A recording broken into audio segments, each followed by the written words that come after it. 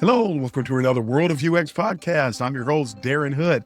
Thanks for taking the time to join us today. A special welcome to those of you who are watching, who are listening for the first time, especially with this huge uptick that we've had in subscribers. Recently, thank all of you for taking the time to listen, to like our content, to subscribe. Thank you. Thank you so much. We really, really appreciate it.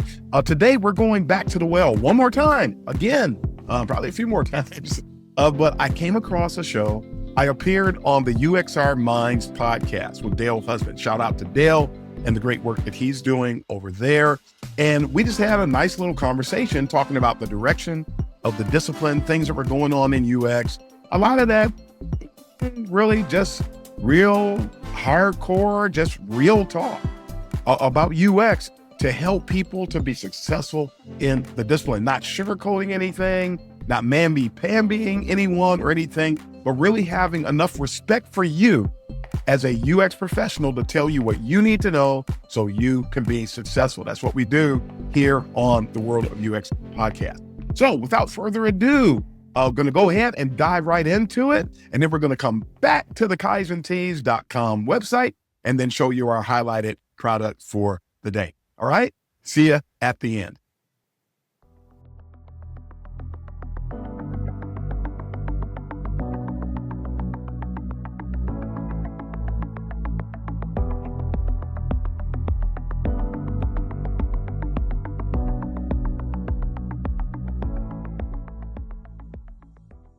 Thank you. And now we're moving to today's episode, which is with the amazing Darren Hood, someone I've been wanting and hoping and praying to get on this show for a long time. I've managed to get him on. So thank you for coming on. So Darren Hood is a professor, teaches at many different universities in the States. As we spoke before, my geography isn't the best, so I've probably forgotten which universities. In the States, where he's a professor, a certified UX manager and specialist, and also a podcaster. So got fingers in many different pies, but I'm sure we'll find out why. So nice to have you on the show, Darren. Thanks for having me on the show, Dale. Yeah, excited.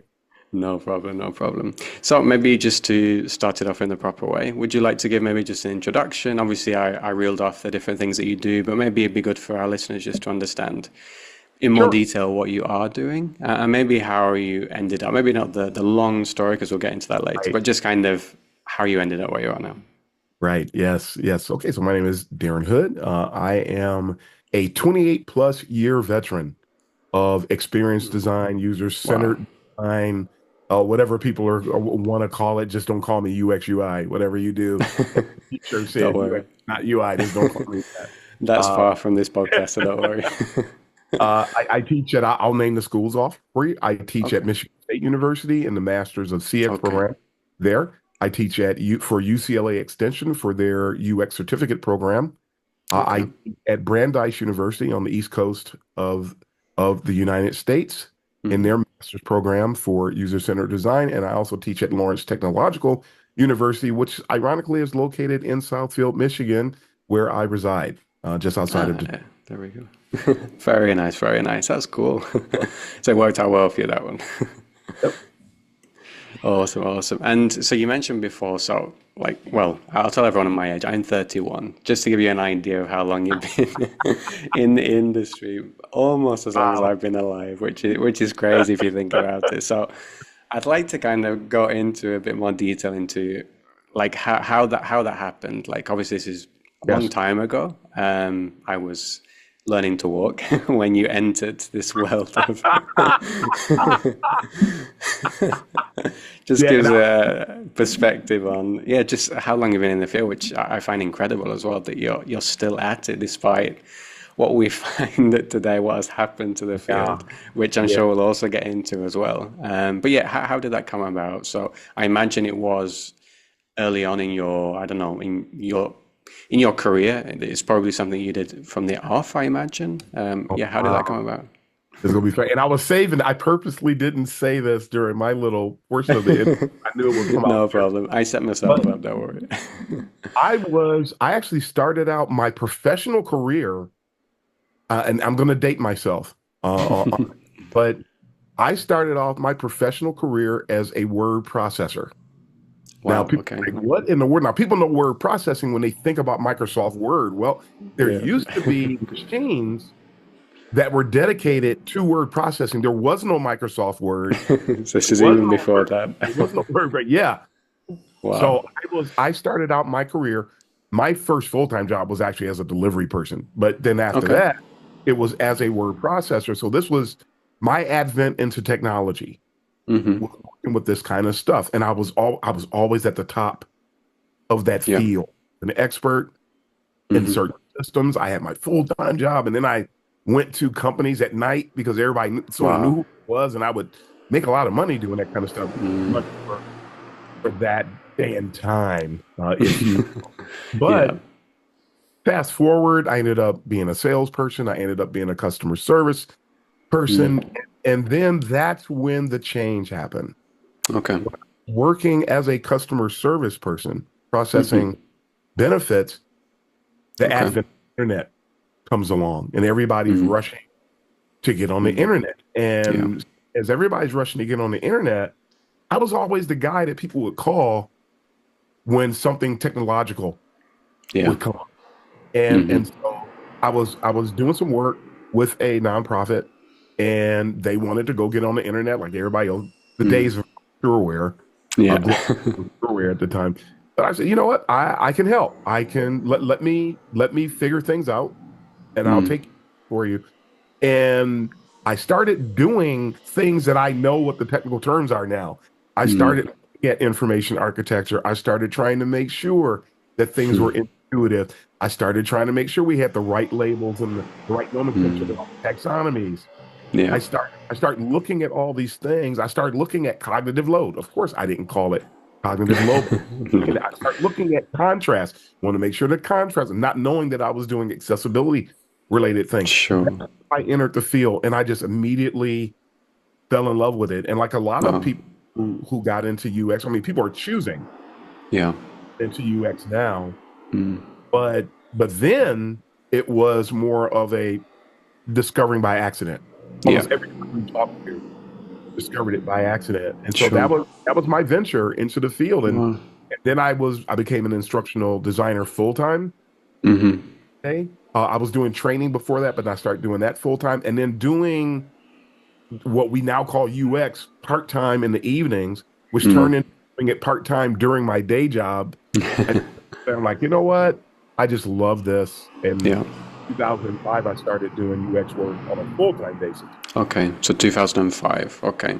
So this was this I'm trying to think of the word. Maybe I edit this part out. Where do I want to go with this? Okay, yeah. So was this due to just your passion for obviously what you were learning, or was it more Yes. about, okay, it's a very new industry. It's also a good time to enter it as well because it is like emerging. So I had no idea. I had no idea. I was just following my passion. okay, you're just following your passion. Yeah. When I did that work for that nonprofit, I started doing that work part time in the evening. So I started a Okay, freelancer in the evenings, okay. and so it was this steady passion, Mm, and I just learned, and I kept learning more. I started buying more yeah, books. I started building. I do a lot of book recommendations, and as I'm sure you know yeah, about. That's when that absolutely. stuff started. That's Yeah. when, okay, the book says a lot. Okay, because we didn't Mm, have no. degree programs. Mm-mm. You didn't have. I mean, they were starting, but they were usually master's programs, and I Okay. didn't. I mean, I got an associate's in 1991, and I didn't get my degree until 2006. Was Okay. when I finished my master's degree. So I wasn't thinking about a master's degree. I was No. doing good stuff. So for me, it Yeah. was all books. It was all Mm, conferences. It was yeah. all online websites that you could sit and just Sure. study hours. So I Yeah. was self-taught. Exactly. I was about to say that because that's kind of the route I took. So your kind of background, in a more elongated version is similar to mine in a more condensed version. Like I have a tech hardware background. I started out repairing computers, PCs. I was the guy that people came to for this sort of thing. Then I ended up in customer service. So at Microsoft, a Microsoft project, I always performed really well in, especially with the handling of clients and business clients and things like that.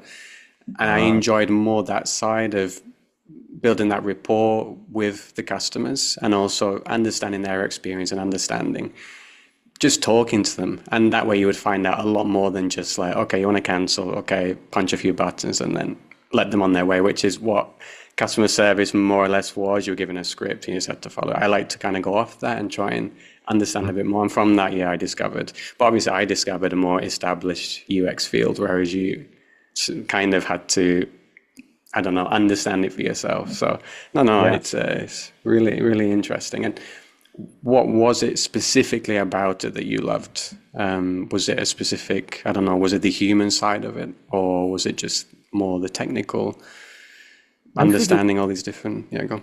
I think it's just the journey. I enjoyed the journey. I enjoyed solving problems. Mm-hmm. I enjoyed the discovery that would arise from research. Mm-hmm. I enjoyed, of course, at that time, because there were so few companies that were not really involved.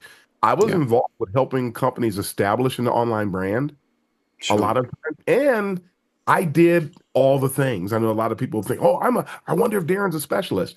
Specialists didn't come until 2011, 2012. So for people who were doing the work early on, we did everything. Yeah. You did the information architecture, you did the UX research, you did all these things. I even went further than that, because I worked for a company where we started and we were servicing credit unions across the country, and we established, it was my idea, went to them, pitched it, it was approved. We started a web design division inside of our company. So we were doing all of this work for, when we called it a web design company, but we were doing more than that, because we were doing, I was designing logos, was creating all the graphics that were used. So I was doing a lot of that graphic stuff that a lot of people transition in today, and they don't transition in well, I will say, because that world is very ego driven. It's not very user centered. It's what you want to do, or about what wows or excites people, as opposed to what's intuitive and what meets the needs, really hitting that sweet spot between user needs, business constraints. Those people don't do that kind of stuff. I was doing all of it, but I always maintained a user-centered perspective. But I understood the importance, because I had a sales background, so I understood what that part of the business was like, and so that always was a part of who I was. Oh, that's really interesting. So because back then, like you said, there was no specialization. Like now, you can also, I want to do only research. I want to do only. You had to do everything, and also back then, I don't know if it's what you're referring to in that specific role that you were doing there. I suppose all the research, the design, you're kind of learning it as you went along. Obviously, you're reading resources, different things. Were there back then like structured frameworks and structured just ways and processes to do things? You're laughing, so I guess that's and you'll also hear a lot of people who got into UX early. We learned a lot of things as we went along. And I'll throw an asterisk on it, because we were learning things as we went. However, truth be told, a lot of what we do is very commonsensical. Yeah, sure. That's why when I did that first project, it was just common sense to make sure things were easy to use. It was common sense to make sure that contrast was good, or people were able to read. So I'm firmly of the belief that a lot of what we do in UX is very commonsensical, and then we just, now we have frameworks around things. Now we have a lot of structure, but it really is all birthed out of common sense. I mean, of course, prevention, people say, that's really what it is. If we pay attention to that, and of course, the shirt tails of emotional intelligence, which I also felt was a part of that. You can't help but be successful at start it and I think that's true. And I think as well now, because there is such an abundance of all of these like buzzwords and frameworks and design thinking and things like this, which I like to try and avoid.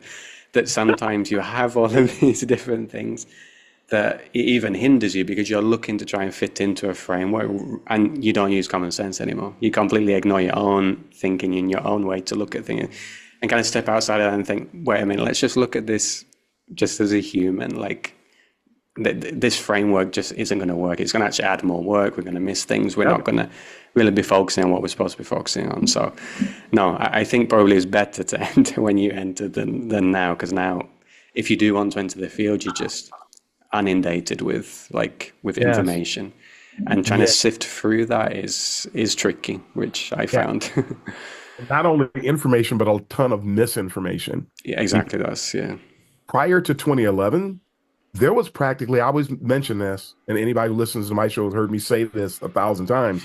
Yeah. There was practically zero misinformation in UX prior to 2011. Yeah. Practically zero.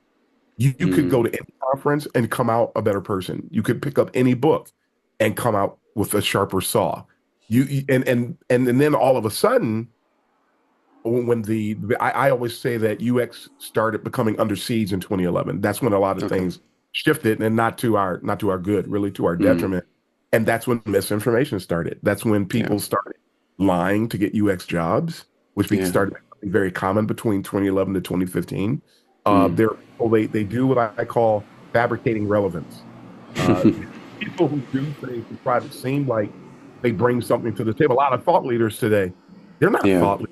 There's somebody just trying to fabricate relevance, bring themselves to a field where that they have an interest, but they don't have a commitment. Sure. And when people don't love the discipline, because we're still a baby. Yeah. We're doing UX work. We go to a meeting. And there's 8, 9, 10 disciplines represented in that meeting.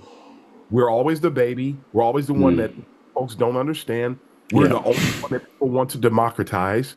We're the only one other people try to do our jobs. Nobody's trying to do the developer's job. Nobody's trying to do the QA. We're the only ones. And so we're still in need of caregiving. Yeah.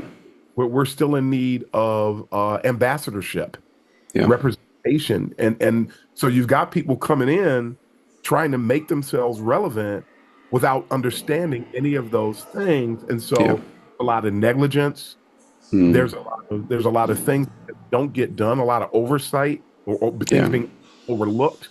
And that's why the UX UI thing, people didn't even used to say that. Yeah. Nobody said UX UI in 2008. And I like how Elizabeth Rosenweg says that that's a conflation, because the people don't even know what the slash means. UX/UI, they don't even realize what that implies. So people don't understand who we are to begin with. And then you UX/UI, well, congratulations for throwing more oil on that fire of misinformation, because now misinformation leads to a disconnect in value perception, amongst other things. So so it's tough for people coming in because they get introduced with things that are not. You mentioned design thinking. Design thinking, according to the history, design thinking was not even intended to be what people think it is today. And it was something that was created by that original company as something they could generate as a billable factor. That's all. They were just trying to, they took things that already existed. They removed the user from the equation. You can't remove the user, still have user experience. They removed the user from the equation. They did something that other people could participate in so that they could have more ownership and have more ego. So they're interjecting ego into something that is an ego-free discipline. And so, long story short, it just created more misinformation. Now people think that's the way to go, when actually they moved critical elements that generated proper user experiences and left it in the hand of design thinkers and a whole people who are infected with hubris and Dunning-Kruger, I like to call it. And those are problems. Those are things we come to push away to achieve our goals, and now they've invited them in. So. Yeah, exactly. Yeah. And I think, going back to the UX UI thing, someone entering the field, like I did 4 or 5 years ago, you're hit with that. So then you think, okay, so this is what the field is. And then you start reading stuff, because when you see that, you think, that's the first thing I saw. That's what I saw these thought leaders putting out. So that must Anchoring be what. bias. Exactly, exactly. So, and then you start along that path, but then you go so far into that then it's not too late, but you're so far into that when anyone does say, look, that's not really right, or then your back's automatically up. You say, oh, this person wants to change, wants to. Yeah. So yeah, it just sets people up for failure if they don't kind of take a step back as soon as possible. And also just like grammatically, the slash would be for this or that, and UI without UX, or UX, like obviously UX is its own discipline. To have UI, you need the UX before, but they're not interchangeable. And I think this is the confusion, that someone who maybe has a graphic design background can just make it work and change it on their CV. That, oh yeah, I do UX. I spoke to a user. It's kind of not what it is. So yeah, because I've seen that as well. Like, well, we speak to users in a few like job interviews I've done. There are UX UI job postings, and I've been in the interview, and it's like, well, yeah, we speak to users. But then when you actually interview them in the interview and say, well, what are your processes for that, or how do you use those insights? What are you getting? And they have no idea. It's like, well, we just like what they say, and then we go straight to Figma and try and like guess on what it is. Yeah, it's so from your point of view, how can someone, if they are entering the field now, because I do have a lot of listeners who are studying UX or do love the discipline and they want to start off on the right foot, how does someone enter this field and avoid the misinformation? Because it can be hard, because if your feed on LinkedIn is just full, and also just to know, like, if this is what I'm reading, is this valid, or how do you do that? Oh man, you just mentioned some fantastic things there. It's almost, when I think about, okay, how does a person get started? And I'm going to be extremely rudimentary in my response to that, because you get started before you get started. And what I mean by that is there's something that I've produced. I think you've probably seen it. It's called the UX cycle of excellence. Yes. And it really is I call it a framework. I called it a framework one day, and somebody was so grounded in the word framework that they never heard what I said, and I had to like disconnect from that person. You learn to listen skills. The first thing that a person has to do, and I advise a person to, because this doesn't take a lot to do what I'm about to mention. These first two things, the UX cycle of excellence is a 7-step process, but it's the first two steps that I'm going to mention. This is how you get started. Number one, you need to properly define. Okay. And from a person entering, that would be properly understand. Try to understand what UX is. Get a base. Understand what it is, because you also need to start developing a filter. If you don't develop a filter, you'll be exactly as the story you just presented a few moments ago. You'll be 5 years in, and it's easier to learn something correct from the beginning than to uproot something 5 years later, because you become if you don't, you become grounded in anchoring bias, and you will have made so many mistakes. You will have entered the discipline and done so much damage to the discipline, and now you become a problem. You want to be an asset. So in order to be an asset, you need to learn what UX is. I'm going to define it for you. I'm going to help you now, and you can decide whether or not you're going to accept it. UX is a moniker. Number one, UX is not a thing. It's not, I'm going to go and UX this thing. Oh, really? How much experience do you have? How do you think how are you going to plan on doing that? UX is a moniker. In other words, it's a term that's used to describe a broader entity. UX is actually, I have an illustration. I think you've seen this as well. I call it the landscape of UX. It's an illustration with UX in the middle, and it has the 4 pillars and then all these other elements. Somebody actually counted that. I never counted them. Somebody counted it. They said there's 250 items in this illustration. 250. So when you say UX, and I say UX as a moniker, it's something that's used to describe these 250 things. Now, as you get started in your career, you're going to begin learning what these 250 things are. You're going to begin putting them in your toolbox. But you need to understand, first and foremost, what UX is. It's a moniker. When I say UX, it's It's a moniker. So think UX/UI 250/1. Does that make sense? No, it does not. So it's a moniker. Number two, Yeah. and not number two, and this is number two that's part of number one. It's a moniker. Now, UX is what doing UX work involves trying to decide and determine which of those 250 things or whatever your number is. Maybe you only know 25 or 30 to start. That's fine. Yeah. But which of these things can I use? Which of these methods, methodologies, techniques, and deliverables can I use to arrive at the sweet spot between business needs, user needs, and constraints? That's what UX is. It's research, it's design, it's strategy, all rolled up into one. Yeah. And then putting these things to work to achieve the goal for your business and for your users, because you also are the advocate for the people who use your product or solution. So that's it. Yeah. So what is you define it. Yeah. So that define it now. And there's a little bit of overlap. The second step is that you need to learn the fundamentals, something that a lot of people coming into UX don't learn. Yes. So what are the fundamentals? Back to that illustration. Feel free, anybody listening to this, feel free if you've never, just go to images.google.com and search for Darren Hood landscape of UX. You'll find it. It's going to come up. I can link it in when I post this podcast. Excellent. You learn the fundamentals, and the 4 pillars of UX are heuristics and usability, information architecture, UX research, and interaction and interface design. So it would be interaction and GUI. We used to call it GUI. These folks call it UI. It always used to be called graphical user interface. They shortened, they took off the graphical, they took off the G, and they call it UI, but technically it's GUI, it's GUI.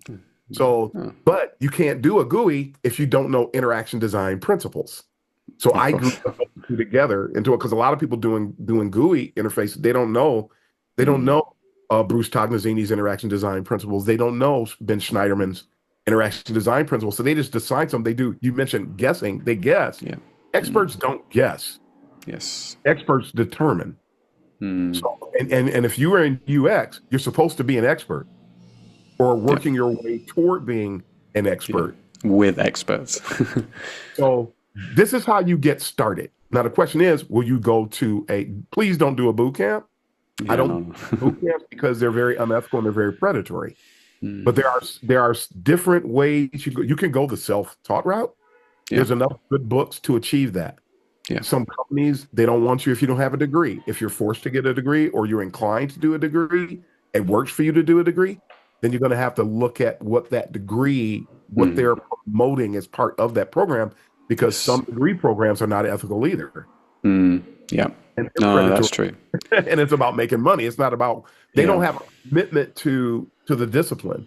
So it's hard to find a degree that's dedicated to the discipline. So, and that'd be my foundation for getting started.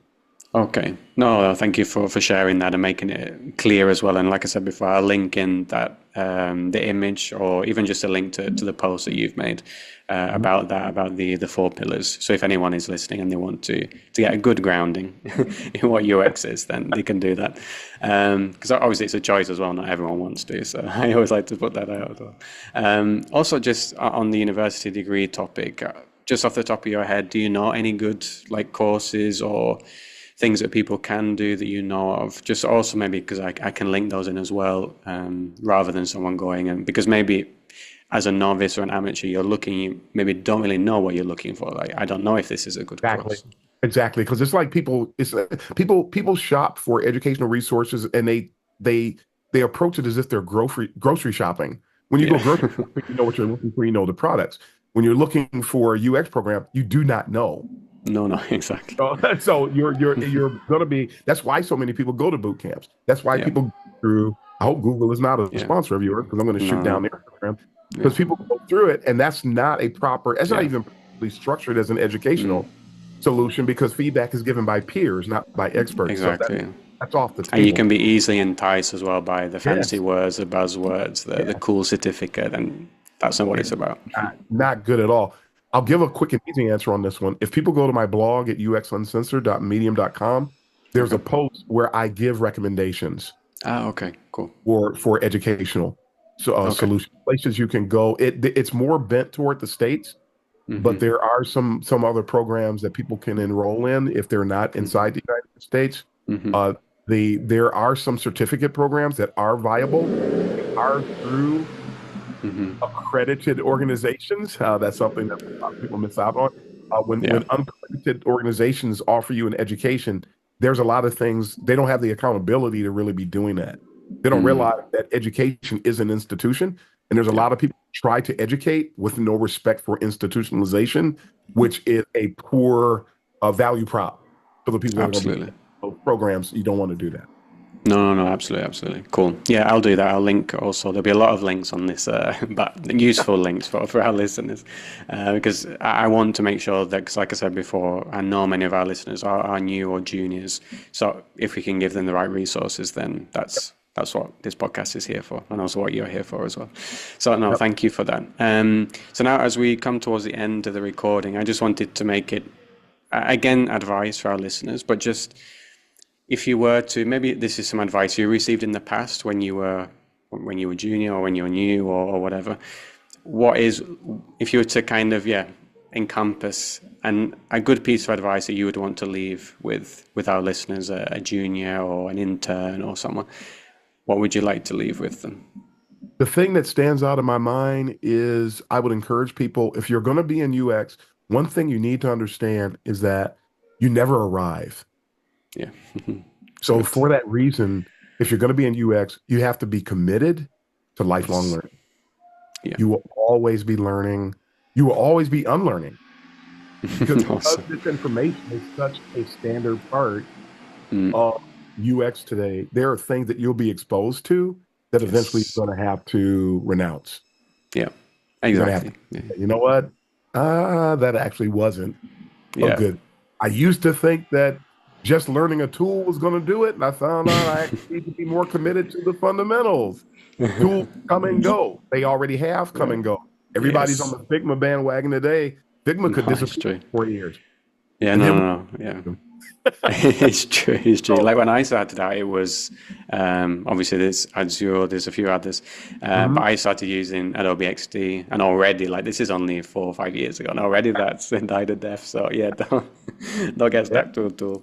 No, but that's some really nice learning. In my head, like I envision it as a snakes and ladders, this unlearning and learning. That's like you're learning, you're on your path, you learn a lot of good stuff, and then you're going to come across something that you need to unlearn. And it's kind of, it's not yep, that you're going back in your journey, but you need to take a step back and kind of relearn that aspect of what you've realized was misinformation or something that you maybe just need to realign again. So yeah, you need to just stay on the board. You'll never reach 100, but just got no, to keep you going. never get there. There's always something else to learn. Yeah, no, excellent.